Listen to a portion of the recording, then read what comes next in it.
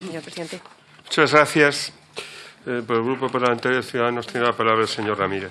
Gracias, señor presidente. Buenos días, señora de la Fuente. Bienvenida. Y muchas gracias por la claridad a la hora de exponer el informe. Este informe nos parece muy interesante, ya que el objetivo principal del mismo es, como usted bien ha relatado, evaluar la forma en la que se aplicó una de las reformas acometidas en la Ley de Racionalización y Sostenibilidad de las Administraciones Locales, que fue, como todos saben, publicada en 2013. Un año, además, muy duro por la crisis y comprobar si en 2016, es decir, si en 3 años, que habíamos logrado entre todos una reestructuración que redujese el número de empresas alcanzando un mayor nivel de racionalidad económica. Y cuando hablamos de reducir empresas no nos referimos, lógicamente, a las empresas que tengan un bien social o que generen un bien social. De esto hablaré a lo largo de la exposición. En la citada fecha, como usted bien ha dicho, existían un total de 1.198 sociedades mercantiles participadas, íntegramente por una entidad local. De ellas, 1.095 correspondían a un ayuntamiento, predominantemente en los de menos de 5.000 habitantes, en los demás de 5.000 habitantes. Respecto a los resultados de explotación, en el ejercicio de 2013, de las 1.055 sociedades mercantiles obtenían beneficios el 54% de ellas, pero, sin embargo, a nivel agregado, los beneficios no cubrían el importe de las pérdidas agregadas si hablamos en masas conjuntas, que era de 269 millones frente a los 255 de beneficios. Si hablábamos de reestructuración o de a nivel de destrucción local, diríamos que la mayor proporción de empresas con pérdidas estaban en los Principados de Cantabria, Asturias, en la Comunidad de La Rioja, en las que se superaban el 50% total de las sociedades dependientes. Y por sectores de actividad, las que tenían mayor proporción de empresas en pérdidas eran los de agricultura, ganadería y pesca, transporte urbano de viajeros y urbanismo.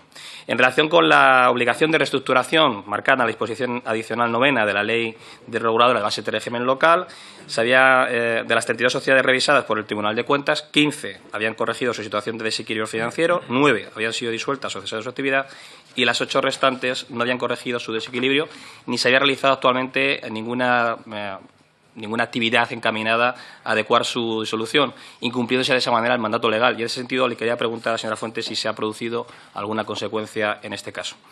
En 2013 existían un total de 1.198 sociedades mercantiles participadas íntegramente por alguna entidad local. De ellas, 1.095, como decía antes, correspondían a ayuntamientos y 504 presentaban pérdidas. 3 años más tarde, y es una parte positiva del informe, se había producido una disminución en el número de empresas dependientes íntegramente de las entidades locales con pérdidas. Se habían enjugado en parte esos resultados negativos y parece que, desde luego, las medidas han ido encaminadas a que se haya hecho una optimización de nuestro sector empresarial dependiente de nuestras actividades locales.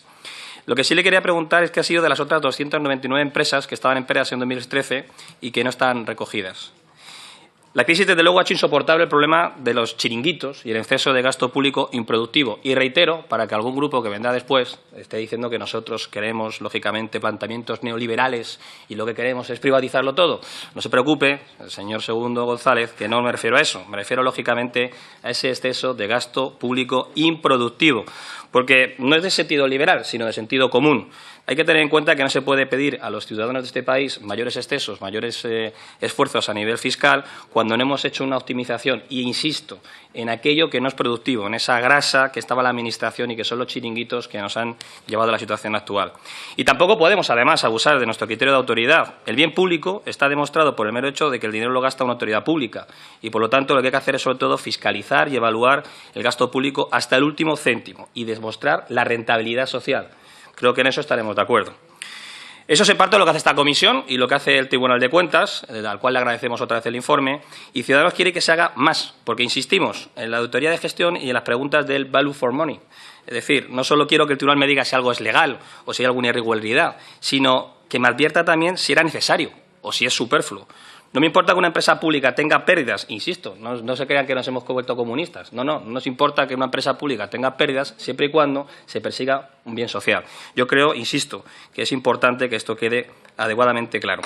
Ciudadanos echa de menos entre los objetivos de este informe de fiscalización que no estuviese la revisión de la eficacia y la eficiencia. Ya sé que todavía no se puede completar, pero nosotros haremos que se pueda mediante una reforma, lógicamente, de las competencias del tribunal.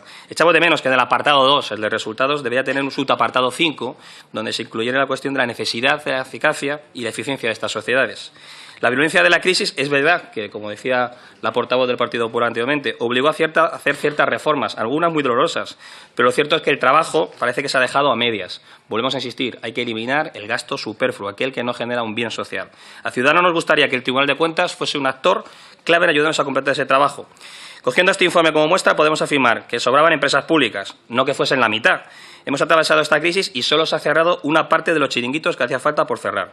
Yo creo que el Tribunal de Cuentas, insisto, me ayuda a identificar cuáles queda por cerrar, dónde está el gasto improductivo y consigamos recuperar la confianza del ciudadano aliviando la carga financiera a su espalda.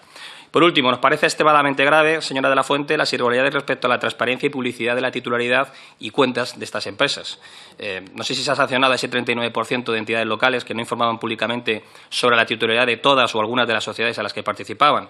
Y también me gustaría saber qué respuesta debe darse a aquellos que carecen de portal de transparencia, pese a ser obligatorio, porque desde luego no vemos la dificultad técnica, por lo menos para mí, que justifique que el porcentaje de entidades que tiene implantada la vía electrónica para la presentación de solicitudes de información sea un pírrico 27% y no del 100%. Muchas gracias.